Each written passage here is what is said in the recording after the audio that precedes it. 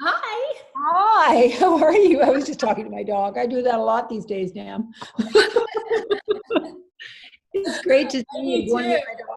Archie, say hi and bye to Nam. Oh my gosh, he's so cute. He's He's adorable. fast today, don't you? I think dogs are loving this because everyone is home all the Oh, time now. They're like, and it's to get outside. You yeah. want an excuse, so you're always walking your dogs now. So I think dogs are You have a absolutely. dog? Yeah, we have a Frenchie. We're going to get to meet your Frenchie? Maybe Maybe she's later. hiding somewhere. Yeah, you might. You're She's in your very. beautiful kitchen, which I recognize. Thank you. Yes, it's not all styled up at all, but How it's are you a doing? lot of Where are action you these days. in Calgary? We've been reading some things about Calgary being in a tough spot. Oh, well, not in terms of the virus so much, but I would say because the economy has, taken a beating for the last Oil number of prices. years, and then now with oil at an all-time low, it's crazy. But we're a pretty industrious bunch, so. So tell me what you're doing, what you're staying in, Yes, obviously. yes. And honestly, I'm really grateful that both my husband and I can work from home, which is not the case for a lot of people. So yeah, we we built new offices and moved into them, and then a few weeks later, we're back home. But no, it's been great, and we've totally set up our family room to do that, and I'll show that to you. Good. I'm mesmerized by your gorgeous moldings. Oh, So thank you. beautiful. So Oh, my house is 100 years old, and it's a conversion. So there are three townhouses that are part of an old estate. oh, So wow. 15, 20 years ago, the original house, which belonged to Reese Eaton, was Mhm. divided up into three, and each person took a third, and each person has a great feature. And I'm Wow. bring my camera around and show you my terrace, okay? I would love that. Can you see? Oh, wow. Oh, I'm so jealous. Look at the green. It's still like it's been snowing this week in Calgary. So No way. Has it? totally jealous. Yeah. Love. So the molding. So this was the original dining room of the original house. So that molding is original. Original. Wow. Dental. Yeah. And I That's used lots amazing. of different colors of white when I restored it to sort of bring out, the definition of the molding. So is that a white or is that like a really soft gray? Honestly, Nam, there's about 6 whites in here. You No, I'm weird. Yeah, don't expect anything less. That's different awesome. whites, different whites. I find it really works to bring out but you know all that. So your beautiful kitchen, which I remember well. I have a million questions for you. Where should Okay. we start? Let's start on, I know that one of your big projects this past year were some townhouses in Calgary. Yes, and oh my God, I'm so glad they sold last year because who saw this coming? Oh my goodness. Yes, it was a really fun project. Yeah, They tough looked but great. fun. I saw them on your Instagram. And I also know that we have a kitchen that Stacy Begg, our one of our design editors, Yes. who's in charge of our photography, Mhm. he showed me a kitchen that you did recently that we're holding on to for a future issue. And the clue, okay, it has dark brown cabinets. I think it has black counters, and it has the signature chair, this chair right here. Oh, yes, of Okay, course. which is the genre, Pierre Yes, Jean chair. superstar chair. Yep. It's the it chair of the year. Yeah. Well, it's not the real one because that project did not allow for, a $20,000 chair. Well, I So would like it's you to talk definitely a about knockoff. that chair. I would like you to talk to us about that chair, which was in our trends issue. Why do you think it's so popular all of a sudden? What is it about that chair that people are in love with? It just brings a kind of soulfulness to a room and sophistication because it's not overly slick, particularly the real ones. There's a history to it. It's a mid-century. There's some patina to it, but it's also modern at the same time and kind of utilitarian. That's where the roots are from. It's Yeah, for and schools and offices, and it was made for the people. yeah, And so now it's just, I don't know, it just adds a level of minimalism and sophistication to a room that it's hard to beat that right now. And even though it's to a point where there are knockoffs, I still find myself so attracted to it. It just adds that sort of European, the mystique of, you know, India, just all of that at once. It's all wrapped up into that chair. So you said you used a knockoff. What? Well, no. There's always a budget, Lynda. There's always a budget. Done purely selfishly, so I can get all the secret tips. Okay. So, sorry, do you want to know where the knockoff is from? Is that? I do. Everybody wants to know that, yeah. Well, there are different levels of knockoffs, as you know, and I find that the nicest ones, the really most beautifully made ones, are from Phantom Hands. And they're made in India. They're a company in India. They ship all over the world. But now you can find them on, you know, France and Son, and you can find them on Jason Home, and but to varying degrees of quality. So that's the way. Well, thank you for that. That's a great that's great. So tell me what you're working on that you're excited about. Well, the reason I'm so like staring at your doors is because I'm working on a great house in Toronto, actually. Oh, it's actually a new build, but and they're a young couple, but they want it to feel like really what your house feels like, Lynda. So we're putting in, you know, beautiful herringbone hardwood floors and lots of beautiful moldings with the dentals just like yours. And right now we're doing sort of big paint samples, and I want to show it to her with the moldings painted the same color as the walls, and then, or else with the ceiling and the moldings in white and the walls in a different color. And so, does it have a European vibe? Oh, of course, it has a hugely European English vibe. Or mixed? Kind of a mix. The architecture is very kind of Georgian, brick, beautiful, like a washed light brick. It's gorgeous, and black steel windows, really fantastic. But then of course they're young, so we want to contrast that with a lot of modern pieces inside. So it's the dream is that, you know, you found an old house and now you're bringing in things that you've collected over time. Isn't that the look? That is the look. That is the look. I have a picture of a look. It's just what you're describing, which I dream about. I think it's one of the best new books of the year. I have to find it for you. It's in the Trends issue. And here it is. This look is Athena Calderon of the Lifestyle. Of course, Icepoon. Yes, I love it. That's the look. Absolutely. So the clothes are old and Parisian. European, and what goes in it is modern. And specifically, you know, sort of 1970s. Yes. Pieces, like her sofa. Looks so fresh. Looks so fresh with the old European architecture. It looks gorgeous and still really warm, you know, inviting. So before you take us on a tour, which we want, please, do that. Do your Calgary clients ask for different things from your Toronto clients, or do we all have the same general vibe going on? You know, probably the best thing and the worst thing about being so connected now via the internet is that we kind of all want the same things at the same time, because it's like this living, breathing organism we're all connected to, plugged into, and we consume images at such a rate. It's incredible. And sort of what looks fresh, we all see it at the same time, and we all gravitate to it at the same time. So I would say no in that regard. So it's more about lifestyle and site specificness, like what the architecture demands, what their lifestyle demands, what phase they are in their life.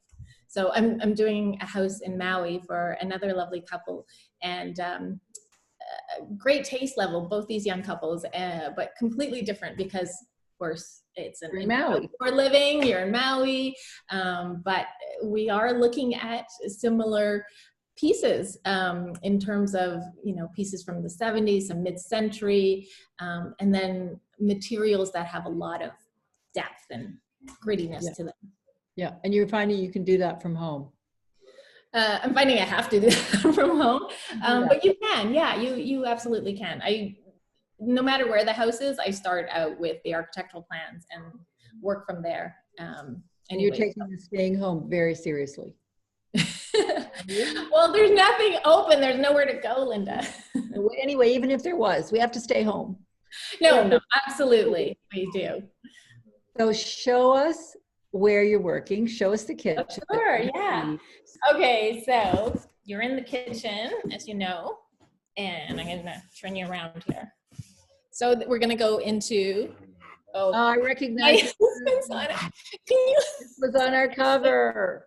Okay, say hi to Lynda. Hi, how are you? Good, thank you. Nice to see you. You don't have to leave so fast. He's on a Zoom call too, so he has to leave. Oh. So we have 2 desks in this room.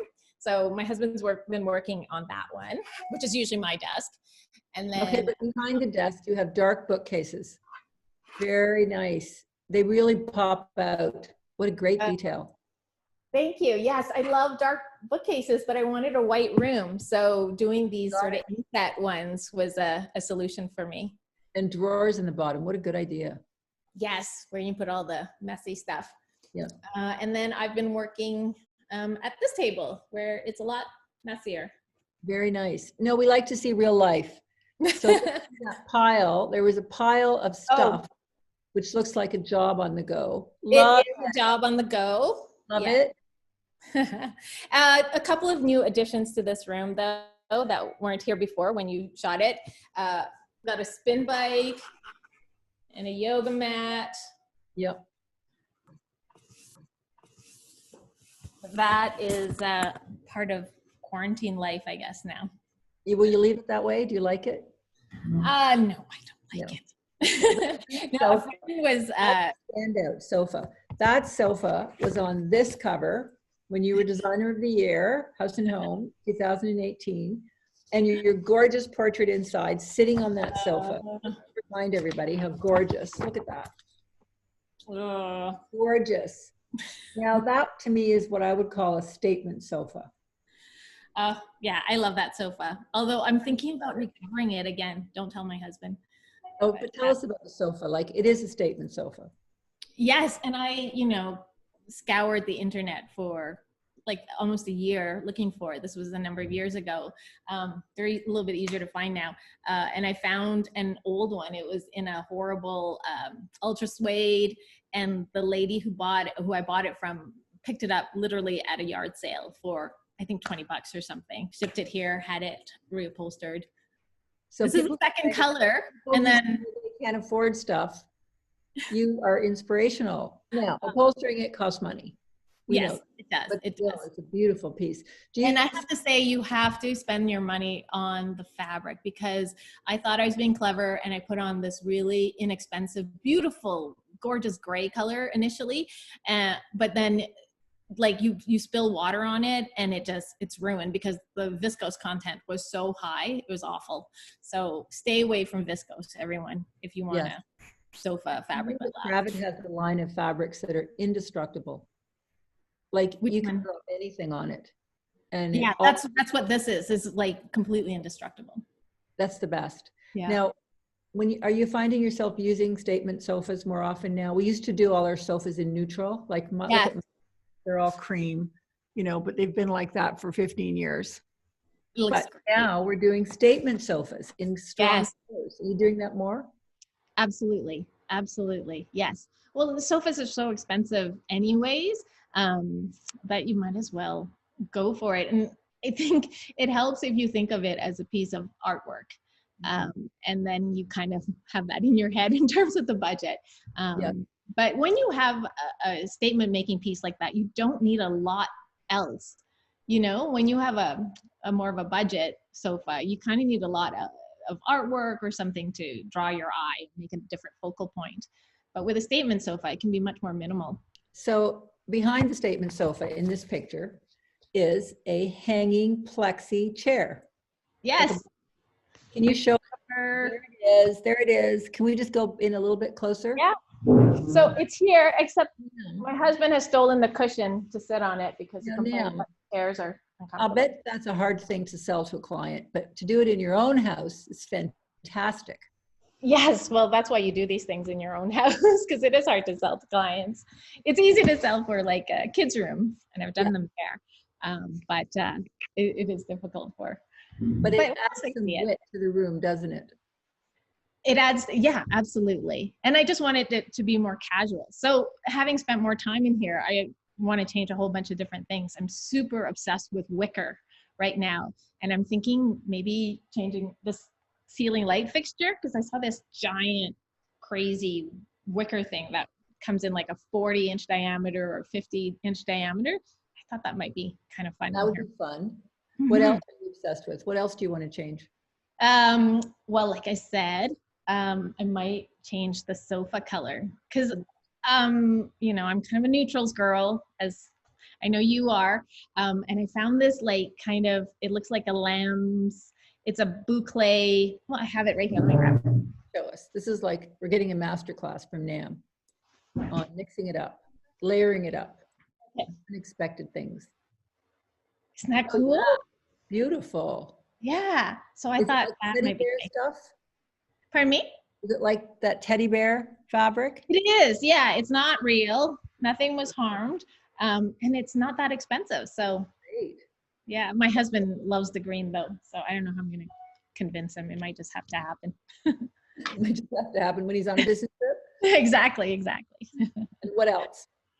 What else? Well, so this house in Toronto, we're doing really gorgeous kind of spice colors like terracottas and ochres, and we're blending it with sort of more classic grays and neutrals. But in each room, there's kind of a pop of kind of an ochre. Beautiful.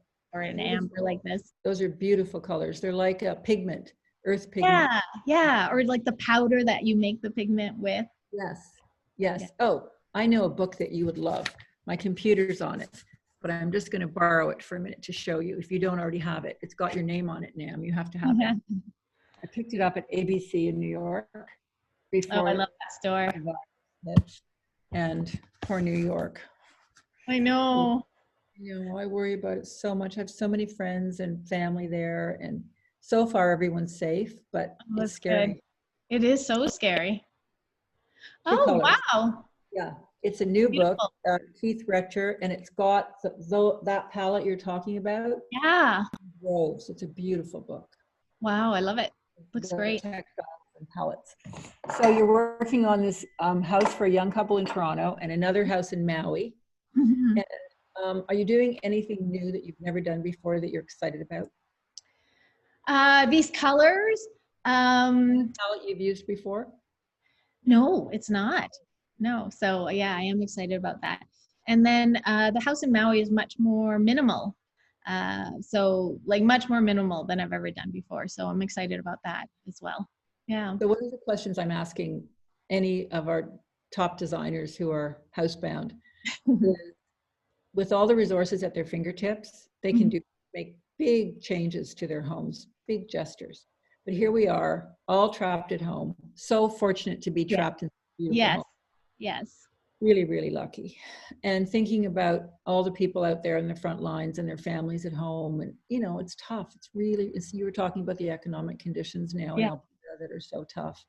What are some of the small things that people can do at home to kind of change it up and make them feel just happier with their rooms? Because now we're seeing our rooms under a microscope. Oh, absolutely. Things you've never even noticed before. All the scuffs. Pictures. That's been my big thing. Mm. Reframing old photos, family photos in frames that I just have that I haven't used, and making my own mattings because I can't go out and buy them. Yes. The series, I'm going to show everybody my wall. Not professional, but it's very personal. That's lovely. Yes.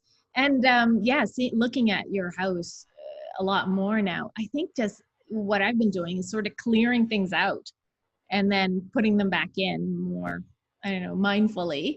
But clearing out the clutters, because every corner tends to start to pile up and you don't really see the piles for a while. But just, making sure that there's lots of light, opening your curtains, and then just clearing out all those dusty corners of things that have piled up over the years. Are you editing your books? I don't really edit. I just keep piling them on and in. Oh, you do? And you Yeah. don't, because I'm finding I'm forcing myself to start editing some of those books. I figure if I haven't looked at it in, 10 years, and especially if it's a design book, if it's a classic, I keep it because classics are classics. But if it's just one of those trend books, Yeah. That comes in every year on a new home trend, I'm getting rid of it because those trends come and go and those books are dated. Yeah, that's true. Although some of the books that I've had for, gosh, almost like 15, 20 years, I'm amazed at which homes have dated and which homes have not dated. And I would say that any home where the individuality is really highlighted, then they haven't dated. But if it's just about what's trendy, then it does date. So I think the more personal you can make your house, the longer it lasts. Like the weirder it is, the better. That's such good advice. Personal lasts. Yes, it does. If you're just going with a trend that doesn't mean anything to you, you're not going to like it a year from now. Absolutely. Absolutely. Yeah. So when your clients choose you, your new clients, Yes. do they choose you because of a signature style that they want from you? I would say yes. I think like how we choose anything these days, it's all kind of emotional. So it's all about a vibe that we connect to. What's your vibe that you bring to design to work? Oh, it's so hard to define your own work. I find it much easier to define other people's work. Like I can say, oh yeah, that is absolutely that and that. But to do it for your own work is so difficult and dangerous too, I think, because as soon as you start thinking that way, then you're now in a formula where you're trying to recreate a formula every time.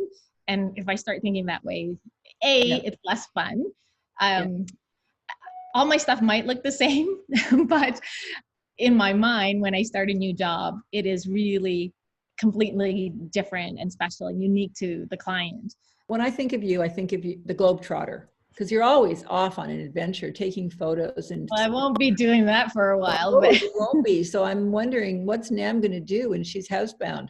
Are you feeling trapped, or are you feeling like this is an opportunity to be more creative out of necessity?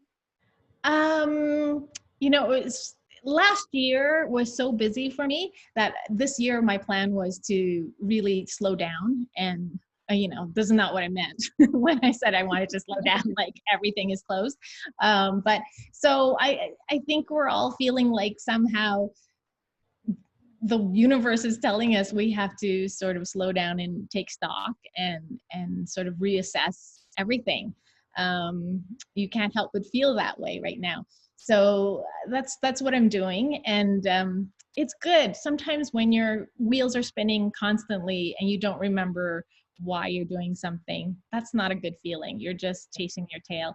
So I think I am like every other person right now on the planet. I'm reassessing what is most meaningful. And I mean, I know we're talking about paint colors and chairs and fabrics, and that might seem pretty unimportant given what's happening in the world right now. But I think when the world shows itself to be so chaotic and kind of indifferent and unjust, when you make your bed or paint a wall or prepare a meal with care, that's just a way of bringing some order and some beauty, some dignity to life.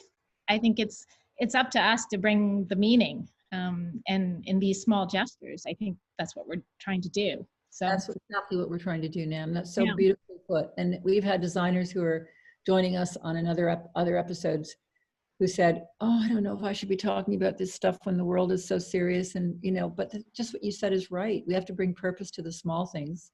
Absolutely. To the everyday. A bit of relief and a little bit of comfort and a little bit of inspiration. I think it's a good thing. I do too. And some dignity, you know, like to all of this craziness. So I would like you to go back to your kitchen. Okay. And before we go, I just want our viewers to have a little look at some. Ooh, the hall's nice too. Ooh, that's nice. Just some of the details, because this kitchen is not new. When did you do it? Oh gosh, we moved in here in 2005. And As if it was done yesterday. we made some modifications over the years. Like when this kitchen was built, all my cabinets were white, Right. and a different island that you could only seat 2 people at, and a little banquette. And actually that was in your magazine years ago.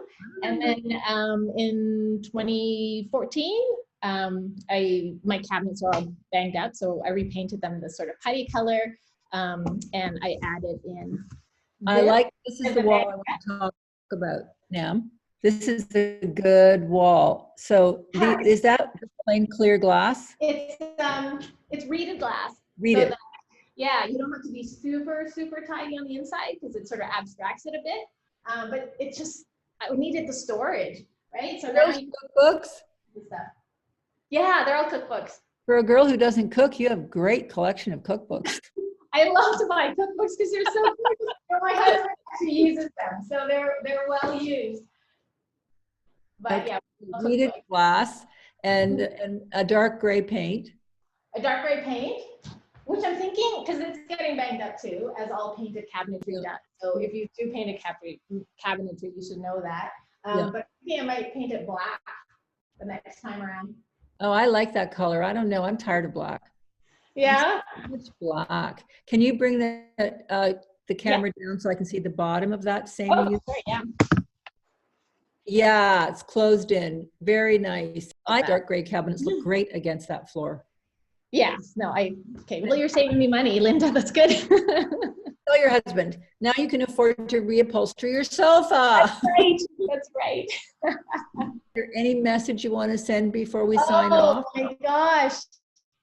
I just want everyone to, keep their chins up, and, we're going to get through this.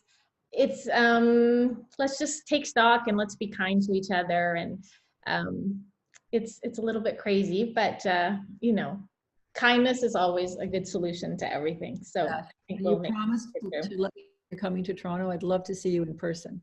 Oh yes, absolutely. Yes, hopefully it won't be too long from now. I hope not. Fingers crossed. Okay, well, my best to you, Nam. Thank you for this. Thank you, Lynda. Thank you so much. Take care.